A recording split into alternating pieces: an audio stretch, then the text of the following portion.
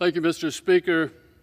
Today, Congress passed legislation that guarantees parents have a right to be involved in their children's education and to hold their school administrators accountable. At face value, this should not be a controversial bill. Yet it passed with a slim majority of 213 to 208. It's a parent's Bill of Rights. Yet, 203 of my Democratic colleagues voted against affirming parental involvement in a child's education. I would say I'm surprised, but this opposition is just more of what we have already seen from Democrat leaders and the White House over the last 2 years. A campaign against parents characterized by unnecessary school closures, masks in the classrooms, DOJ repressing parents' rights to participate at school board meetings, and an effort to label concerned parents as domestic terrorists. And what do we have to show for 2 years of this kind of, quote, leadership? Reports of historic learning losses and higher levels of anxiety and depression in our school-aged children. The fact that we even need legislation like this further proves how far we've come in this country. It's an unfortunate reality that there are individuals across this nation actively questioning a parent's right to know what their child is exposed to in the classroom. Questioning that. A teacher in Arizona has even suggested that because she has a master's degree, she is more qualified to make a judgment call on what children are taught in the classroom, and that parents are the ones who need to be vetted before they can voice their opinion.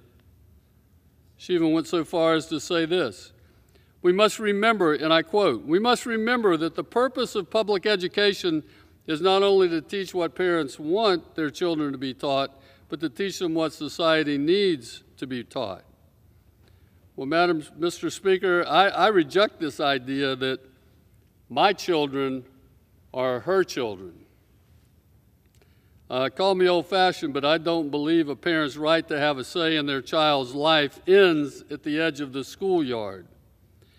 Parents are the primary stakeholders in their child's education. I'm proud to have voted for the Parents' Bill of Rights today, which will ensure parents have the right to know what's being taught in schools and to see reading materials that are presented to their children, the right to be heard at school board hearings, the right to seize school budgets and spending, the right to protect their child's privacy by prohibiting student data from being distributed to tech companies, and finally, the right to be updated on any violent activity that occurs at their school. Opposition to these reasonable provisions is just one more of the same government knows best attitude that led us to where we are now.